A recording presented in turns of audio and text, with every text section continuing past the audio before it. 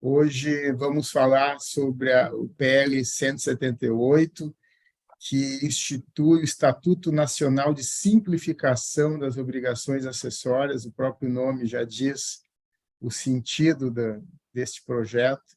E temos como convidados o Dr. Eudaldo Almeida, que ele é consultor da AFRAC, consultor e também da AFRAC, e o Paulo Castro, vice-presidente tributário da AFRAC.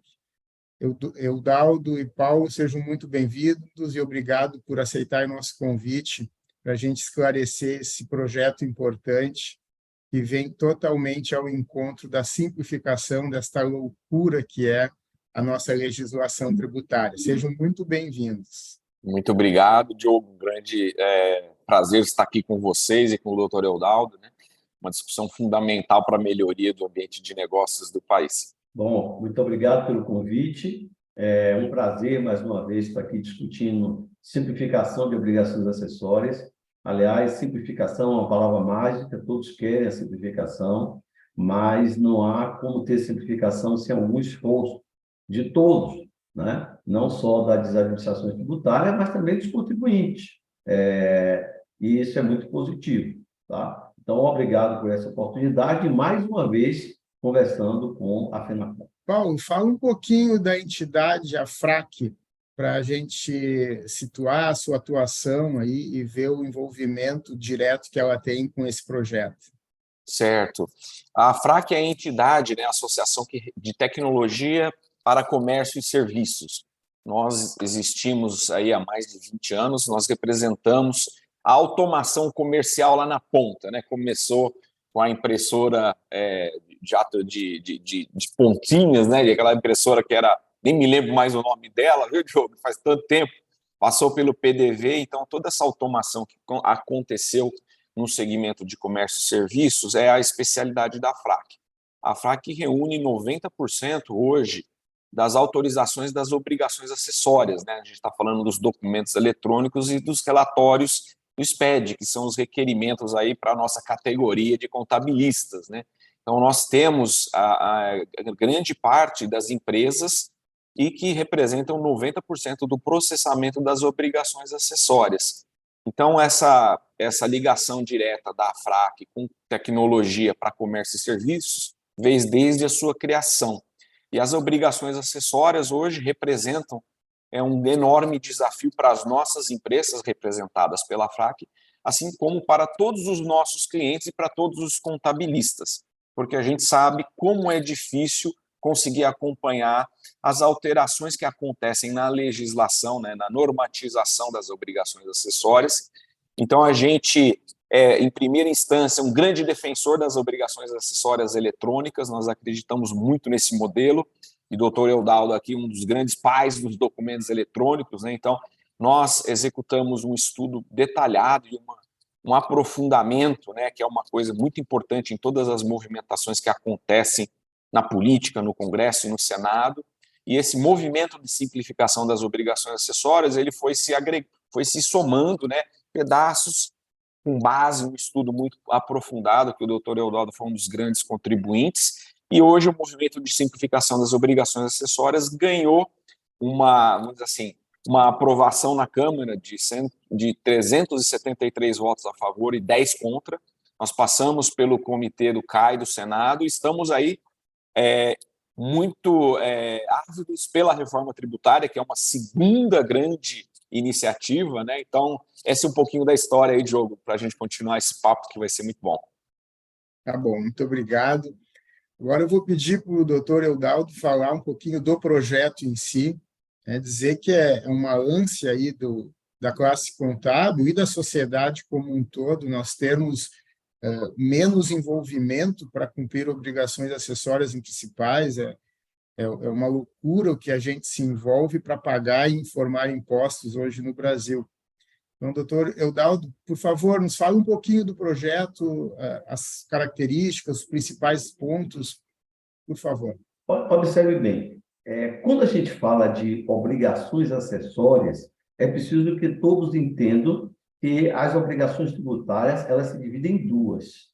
A obrigação principal, que é o pagamento do tributo, e as obrigações acessórias são aquelas que estão previstas em lei para que o contribuinte possa subsidiar o controle da obrigação, do pagamento da obrigação principal. Então, é a emissão do documento fiscal, é a realização da inscrição do cadastro, o preenchimento das declarações, né? Então, tudo isso está em torno das obrigações acessórias. Este projeto ele trabalha apenas as obrigações acessórias, diferentemente do que está do projeto da reforma tributária, que trabalha também as obrigações principais. Quando se fala de obrigações acessórias e de simplificação de obrigações acessórias, é pacífico, porque todos querem simplificar as obrigações acessórias. Tanto o mundo empresarial, como também as administrações tributárias. Aqui e ali, às vezes, há algum debate, alguma discordância na forma, no conteúdo normativo, na autonomia ou não autonomia, até onde vai a autonomia para se legislar. Isso é normal do processo legislativo, da discussão. O PLP 178, ele nasceu lá na Câmara, ele sofreu alterações, tanto de emendas como alterações de relator no plenário, e a versão que entrou foi uma, a versão que saiu, ela sofreu talvez aí uns 10, 15% de alterações, e essas alterações, no meu ponto de vista, enriqueceram o projeto, né? Mas alterações normais do processo legislativo. No Senado, também está se passando por discussões, o que é absolutamente normal, né? O que é que ele quer, PLP 178? Ele define em poucos artigos, são apenas 10 artigos, o 12º é apenas revogando disposições de contrário. Então, são 10 artigos bem simples que fortalecem um comitê para tratar das obrigações acessórias. E cita essas obrigações acessórias, não de forma a esgotar o tema, né? Mas o PLP exemplifica quais são as obrigações acessórias a serem atacadas. O cadastro, que deve ser unificado, a proposta dele. Essa proposta de cadastro unificado não é nova, ela é de 97, tá? Se persegue isso há muitos anos, não é uma coisa nova. A Rede Sim é uma grande evolução, inclusive, tá? Tudo que foi feito até hoje é muito positivo, tanto na área de documentos fiscais eletrônicos, como na área dos PES, na escrituração, tudo isso é muito positivo. Não está aqui de forma nenhuma se criticando, até porque eu, pessoalmente, participei de todo esse processo.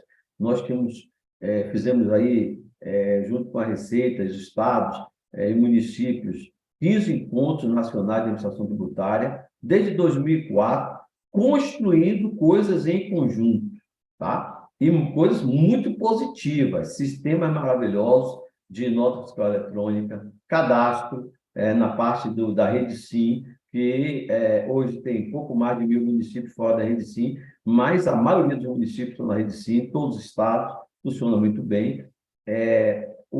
A parte de nota fiscal, né, nota fiscal eletrônica, NFCE e NFE, todas funcionam muito bem. Mas tem uma nota de serviço ainda um pouco espalhada, com mais de um padrão em municípios, e também tem a nova nota fiscal de serviço, muito boa, a Receita Federal construiu um projeto maravilhoso de nota fiscal nacional. O que se quer é integrar tudo isso, colocar União, Estado, Distrito Federal e municípios na mesa, né? E com a participação também do setor privado. E deixa claro que a participação do setor privado ela foi incorporada na alteração que houve na Câmara, no processo legislativo. No processo original, que o deputado, à época, Efraim, hoje senador Efraim, protocolou na Câmara, o PLP 178, ele é de 2021, de outubro de 2021. Na versão original, tinham 4 integrantes da União, 4 integrantes dos estados e Distrito Federal e 4 integrantes dos municípios. Ou seja, ele passou a ter privados no comitê no processo legislativo, que é uma discussão normal, e com as sugestões, as emendas, passou-se a ter a participação também dos privados, que eu considero como positivo, outras pessoas consideram que não é, mas a diversidade de opiniões é próprio da democracia e é salutar na discussão de qualquer proposta, como está sendo na reforma tributária, e essa discussão vai ser aquecida tanto na reforma como nas leis complementares que vão nascer da reforma. Então, cadastro unificado, nota fiscal unificada, mercadorias e serviços. Hoje temos um exemplo que pode ser feito, funcionou bem lá no Distrito Federal. Temos também a declaração pré-preenchida, né? Então, isso vai facilitar, como temos um modelo hoje para imposto de renda, que funciona muito bem, né? É constituído pela Receita Federal. Então, assim, quando se fala em mudar, em reformar, não quer dizer que tudo que foi feito foi ruim. E quando se tem opinião diferente sobre essa reforma, não quer dizer que as pessoas não queiram o melhor. É porque é normal pensar diferente e é normal reconstruir, né? Isso é positivo para o país. O processo legislativo também visa aperfeiçoar, e ali estão aqueles que foram eleitos para isso, os textos. Tanto sim que nós não estamos satisfeitos com os textos constitucionais que temos hoje quanto à questão tributária, achamos que ele é bastante complexo, o ICMS tornou-se muito complexo, o ICMS precisa de uma organização nacional para facilitar o investimento. Isso não quer dizer que tudo foi feito e foi imprestável. Não, foi bom, mas pode ser melhorado, e é por isso que veio uma reforma. Então, o PLP 178 está nessa linha de melhorar o ambiente de negócio, de simplificar e de colocar na mesa União, Estado, Federal e municípios, e a partir da alteração que houve na Câmara, a incorporação também da participação das confederações e do SEBRAE. Em minoria, a maioria é da administração tributária, existem discordâncias quanto a isso, há correntes que acham que não deveria ter a participação privada, a não ser como órgão consultivo, como é hoje. Hoje ele participa do Comitê de Documentos Fiscais Eletrônicos, criado no ENAT, mas é uma participação com órgão consultivo, não normativo. É uma discussão normal, eu respeito todos os pontos de vista e, ao final do processo legislativo, com certeza vai sair uma decisão quanto a isso. Eu vou fazer um questionamento, talvez uma provocação, e aí o Paulo participa e vocês interajam, por favor. Nós estamos aí com a reforma tributária, está com muita atenção, né? Está todo o Brasil, toda a sociedade olhando para isso. Ontem mesmo saiu o texto substitutivo. A gente vem acompanhando, a gente FENACOM, bem de perto, e nós percebemos que a parte da simplificação do sistema tributário, né? Ela está um pouco deixada de lado. Foi criado a transição muito extensa, onde a gente vai trabalhar com 2 modelos, as empresas do Simples Nacional podendo optar por aderir ou não aderir ao novo imposto, o que gerariam 2 modelos de tributação também. A gente da área contábil está muito atento a isso. Então, nos parece que a discussão está muito em carga tributária, imposto e tal. E o PLP 178 trata exclusivamente dessa simplificação do cumprimento das obrigações acessórias, que é o grande gargalo, é onde a gente consome muito tempo para a execução. No entendimento de vocês, na percepção, como que vai tramitar a sequência da PLP 178 no Congresso, no Senado agora, né? Paralelamente à reforma tributária, já que ela está com um olhar atento, um holofote muito forte nela, né, de mídia nacional, de segmentos, setores de sociedade. Qual a percepção, entendimento de vocês quanto a esse trâmite paralelo da PLP 178 com a reforma tributária? Diogo, acho que esse é um excelente ponto, né? O momento é um momento muito importante, né, para o Brasil, né? Nós temos aí uma oportunidade única de atacar aí um grande problema, né, que é a segunda maior oportunidade de melhoria do custo Brasil, né? A questão tributária, né? Honrar tributos lá de acordo com a mandala do MDIC.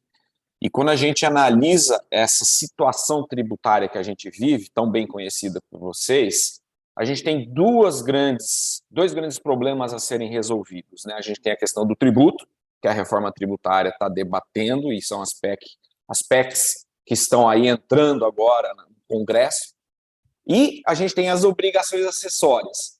Aí nós temos, entre essas duas montanhas, 310 bilhões de reais de burocracia tributária a serem resolvidas. Qual das duas montanhas é maior, Paulo? Você poderia me perguntar.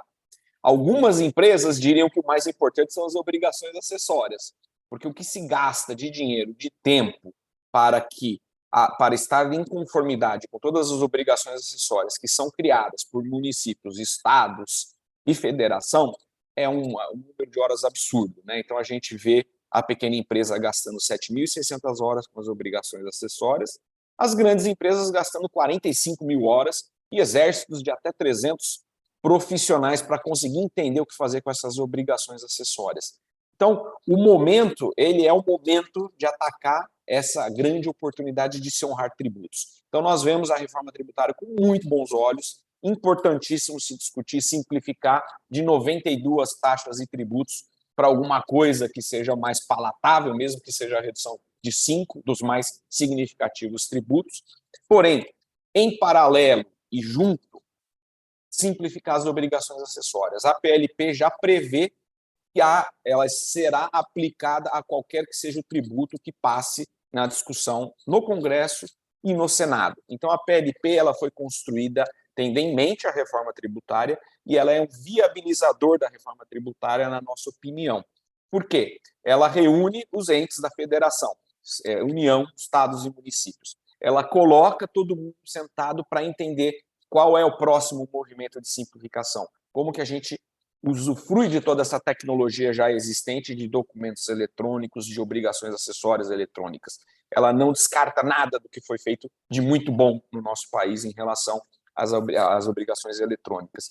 Então, a PLP ela viabiliza, no nosso entendimento, a reforma tributária. É como se você, com a PLP, estivesse pavimentando o caminho para que você consiga implementar os novos tributos. A gente também já ouviu falar várias vezes do próprio Bernardo Arpin e de todos os interlocutores da reforma tributária que um dos fatores-chave para que ela dê certo é que você tenha um sistema que consiga ser simples, né? Um sistema que consiga unir as três entes da federação. E a PLP institui o Comitê de Simplificação das Obrigações Acessórias, que é tão importante quanto qualquer outro item da reforma tributária. E como tão bem disse o senador Efraim, no Brasil as leis existem, só que muitas dessas leis não estão sendo executadas, não estão sendo cumpridas, não estão sendo levadas ao pé da letra. Por quê? Mais importante do que ter a lei e ter qualquer que seja a PL e qualquer que seja o texto da reforma tributária, é nós termos a cultura de simplificação.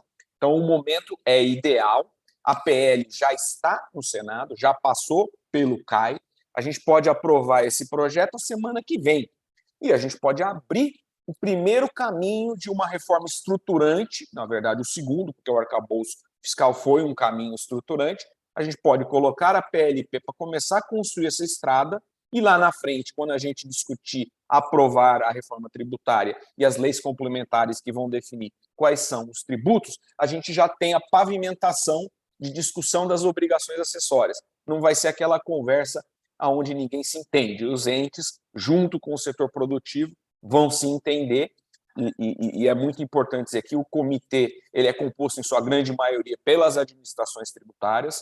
O setor produtivo ele tem uma representação mínima, mas é muito importante que a sociedade como um todo participe desse movimento de simplificação. Afinal de contas, o manicômio tributário precisa ser resolvido nas suas duas grandes batalhas, o tributo e a obrigação acessória. Mas vocês têm a expectativa, porque nós vamos ter um recesso parlamentar ali na segunda semana de julho. A votação desta reforma, né, desse substitutivo que foi apresentado da PEC 45, está previsto aí para a próxima semana, né? A promessa é que seja feita antes. Vocês têm expectativa da votação e de avançar a PLP 178 antes da reforma ou paralelamente à reforma, também antes desse recesso. Essa é uma curiosidade que a gente tem, né? Porque o Congresso está quase congelado lá, falando de reforma tributária, e outros projetos estão bem parados. Mas como esse tem relação com a reforma, vocês têm essa expectativa? Eu vou dar minha opinião e eu queria ouvir o doutor Eudaldo também, né? Porque aí a gente está falando de política, né, Diogo? E quando a gente fala de política, não existe previsibilidade, né? Existe, é como a política e a arte se confundem um pouco, né? O que é política e o que é arte, né? Então, no mundo político, o caminho ideal poderia ser um caminho em paralelo. Então, assim, nós temos condições de aprovar a PLP numa sessão do Senado? Depende dos movimentos políticos, né? Na nossa interpretação técnica, que isso é muito importante, né? A gente tem a certeza que seria um movimento muito importante para o Brasil. O Brasil já está caminhando para uma melhoria do cenário econômico e os indicadores começam a apontar a isso. Se nós, brasileiros, conseguimos apontar uma simplificação das obrigações acessórias, pavimentando a reforma tributária, eu não tenho dúvida alguma que isso seria uma reforma estruturante, isso viabiliza a reforma tributária ainda mais, isso mantém o assunto e a cultura da simplificação aquecida, Diogo. Então, nós estamos trabalhando, sim, com essa variável. A reforma tributária é um movimento muito mais forte, várias representações, então a gente também tem que entender esse momento e a gente está muito dedicado a essa complementariedade das coisas. Uma escalada não elimina a outra escalada, são duas montanhas gigantes e que, no nosso entendimento técnico, pode e deve caminhar em paralelo. Uma está mais avançada, que é o caso da PLP. Nós estamos quase chegando no pico da montanha. A outra, a escalada está começando, está lá no acampamento inicial ainda, né? Então, por que nós vamos esperar esse tempo todo até chegar ali quase no cume da montanha para tomar essa aprovação ou essa? Então, as duas coisas são fundamentais e, no nosso entendimento, extremamente complementares. Doutor Eudaldo, eu queria aí ouvir a sua opinião também. Bom, esta é uma pergunta de difícil resposta. Como é que eu vejo a situação? Nós tivemos ontem a divulgação do texto proposto para a reforma tributária, do substitutivo apresentado pelo deputado Agnaldo. O que é que nós temos no momento? 29 páginas de um texto legislativo que estamos digerindo. Então, é preciso entender o que está ali, em cada detalhe, para a partir daí ter uma noção real do que é a reforma. Porque agora nós temos o texto legislativo, né? Como dizem os nossos amigos tributaristas que têm observado até o momento, não temos texto. Enquanto não tivermos texto, não dá para discutir como irá a reforma tributária. Agora temos um texto do substitutivo. A partir deste texto que estamos digerindo, e eu tenho acompanhado discussões em alguns grupos de colegas no WhatsApp, vamos ter uma ideia de que caminho está sendo traçado para a reforma tributária. Essa questão do caminho é muito importante para aqueles que são cristãos. Jesus Cristo diz: eu sou o caminho, a verdade e a vida. Caminho. Em que caminho está indo a reforma tributária? Isto está em análise. A previsão de votação já em breve espaço de tempo é uma decisão política. Agora sabemos quem atua e atuou muito tempo em texto normativo na administração tributária. Eu atuei por 9 anos como superintendente da Bahia. Sabe que existe muito risco em ser assodado em texto legislativo a partir de ter um texto e já se aprovar. Tem seus riscos, ainda mais ao nível nacional. Eu espero que o texto, pelo que eu vi até agora, ainda sofra aperfeiçoamentos e, ao final do processo legislativo, saia um texto que seja bom para a sociedade, tá? Um texto que funcione, que seja bom para a sociedade, e não crie amanhã uma série de demandas judiciais que nós nos arrastamos e nós arrastamos até hoje com demandas judiciais contra o ICMS, e é que, por vezes, prejudica em muito o empreendimento, aumenta muito o risco de se investir no Brasil, isso é ruim. Eu sou a favor da reforma tributária, sou otimista quanto ela acontecer, mas é preciso ter um pouco de cuidado aí. Espero que tenhamos paciência para ouvir as posições divergentes, as convergentes, e que haja uma melhoria do texto. Se conseguirmos fazer isso rapidamente, o que eu aí sou um pouco cético das coisas serem tão rápidas assim e saírem com uma excelente qualidade, porque quando eu sentei na cadeira de superintendente, lá foi por 97, mais ou menos, nós nos debruçamos sobre a PEC 175 de Pedro Parente, que era de 95.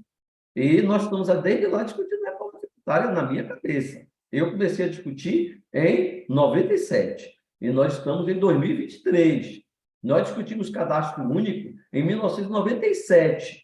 A gente tentou construir um cadastro único, na época do meu amigo, secretário Everardo Maciel, que se dedicou muito a isso, e ele me disse outro dia que isso era uma das frustrações dele, não ter conseguido fazer o cadastro único, mas ele tentou, ele lutou para que tivesse cadastro único, e nós não temos até hoje um cadastro unificado. Temos um cadastro muito melhorado para a gente, sim, mas precisávamos de unificado como é no maioria dos países, principalmente o país evoluído como o nosso. Tem o melhor sistema bancário, entendeu? É um país que tem uma excelente fatura eletrônica, que é a nossa eletrônica, tem um país que progrediu bastante, tem um excelente SPED, tudo pode ser melhorado, mas temos excelentes coisas feitas. E podemos melhorar, mas não podemos também estragar o que já foi feito. Essa cautela temos que ter mesmo. O secretário Barreirinha falou isso na audiência pública e eu concordo totalmente com ele, o secretário da Receita. Temos que ter cautela para que não cometamos erros. Isso aí é uma verdade, porque todos queremos o melhor para o país. Eu não sei se o processo legislativo vai ser assodado também em aprovar o PLP 178 agora. Eu acredito que vai se pensar, não vai se pautar essa semana, essa coisa, eu acredito que não, até porque o ideal é se tentar buscar uma convergência maior, convergência da União, dos estados, dos municípios. Olha, isso aqui pode ser uma oportunidade, será que a gente pode melhorar alguma coisa aqui nessa proposta? Pode ser uma oportunidade para a reforma tributária e depois, com uma lei complementar nova, daqui a um ano e tal, ele ser absorvido. Então, as ideias dali são boas, mas é preciso ver se há uma harmonização para que dê certo. Eu não acredito muito das coisas impostas. Tudo que construímos na administração tributária foi por acordo. Construímos nota fiscal eletrônica por acordo, nota fiscal consumidor por acordo, SPED foi construído por acordo, com participação das empresas discutindo e tal. Não foram coisas assim que nasceram impostas, simplesmente decretadas. Eu acredito na construção conjunta.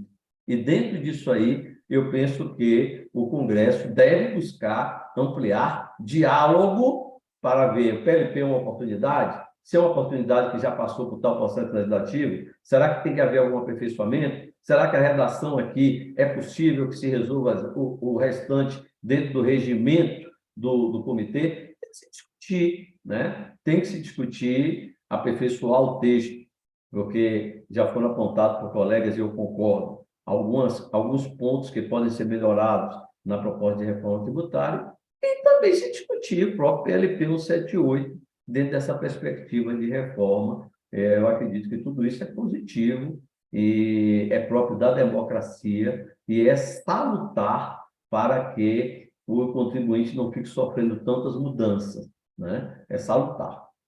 Perfeito, doutor Eudaldo. É isso mesmo, a gente concorda também. É um tema tão estruturante, né, para o Brasil que não pode ser discutido assim assodadamente ou aprovado, que é o pior.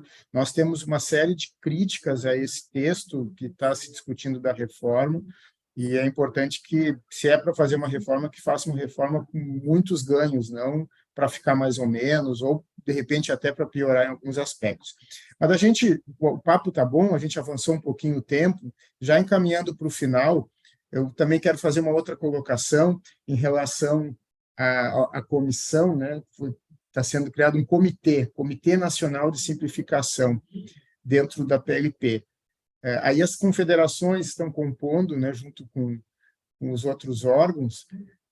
A FENACON, ela representa hoje todas as empresas de serviços contábeis do Brasil. Então, os representados da FENACON, eles operam essas obrigações. Talvez em 99% das empresas no Brasil são os representados da FENACON que operam essa questão tributária. E nós somos filiados à CNC, então nós somos uma das federações, uma das dezenas de federações que compõem a CNC. Mas para um comitê desses, para este tema, eu entendo que a FENACON deveria estar representada, porque que ficasse, eu sei que é composto só por confederações, mas por ser um tema tão próximo da área da FENACON, eu entendo que a FENACON deveria participar também para contribuir com essa simplificação. Deixo essa provocação e já peço as considerações finais de vocês para a gente encaminhar o final do nosso programa aqui. O que acontece, doutor Diogo? Eu entendo assim, cada organização relacionada aos contribuintes ou aos prestadores de serviços aos contribuintes, elas têm uma relação próxima com as questões ligadas aos empreendimentos, né? A OAB e os contadores, através de suas organizações, eles têm uma relação muito estreita com os empreendimentos. E, logo, tem a ver com o mundo empresarial e tem a ver com essas questões de reforma e de obrigações acessórias. Agora, essa decisão de quem representa é um negócio bem complexo e próprio do processo legislativo, né? Você vê, a FRAC não faz parte, né, desse comitê, porque os outros ali têm uma representação maior e os deputados entenderam assim. Mas, vou dar um exemplo. O MDIC, através da sua secretária, a doutora Andréa, durante a audiência pública, colocou que o MDIC está ali disponível para contribuir também com o comitê. E depois eu parei para pensar, mas por que o MDIC não está no comitê? Porque tudo que tem a ver com a parte nossa de empreendimentos industriais, tudo que tem a ver com a mudança, com a melhoria do comércio, serviços, etc., o MDIC é importantíssimo, né? E não está no comitê. Eu acredito que, se for haver alguma mudança nessa questão de comitê, que até o próprio parlamento vai pensar nisso. Eu, por exemplo, não tinha pensado nisso, mas ela colocou lá, disse, olha, estamos dispostos a colaborar, inclusive com o comitê, né? Ela não falou assim, no sentido oficial de fazer parte do comitê, mas de alguma forma teria que colaborar com esse comitê, porque está se pensando no futuro, e a área do MDIC é responsável por isso. Temos aí o vice-presidente da República, que está à frente do Ministério,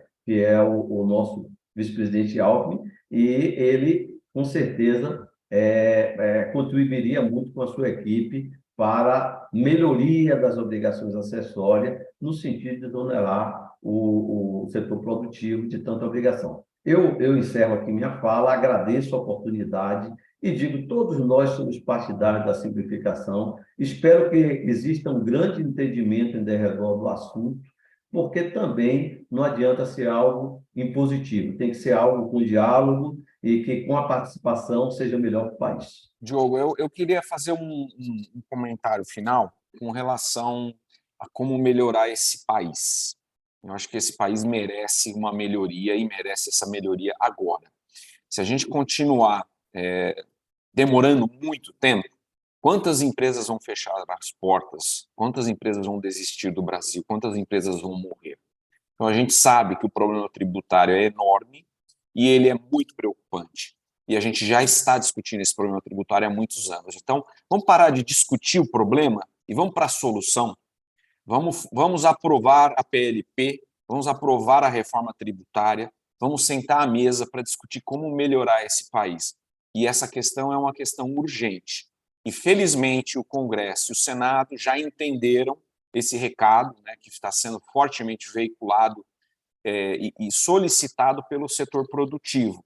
Nós temos uma oportunidade juntos de melhorar o nosso país. Então, o meu grande apelo é: as coisas são complementares, uma reforma ajuda a outra reforma, e o objetivo maior é conseguir melhorar o ambiente de negócios, conseguir reduzir a taxa de juros, conseguir coletar mais tributos, conseguir investir no social e conseguir mostrar que o Brasil tem uma estratégia e tem um caminho certo de melhoria. Portanto, aprovar a PLP 178 agora é fundamental, assim como a reforma tributária, Diogo. Tá ótimo, então. Eu agradeço aí a participação do Paulo Castro, do Dr. Eudaldo.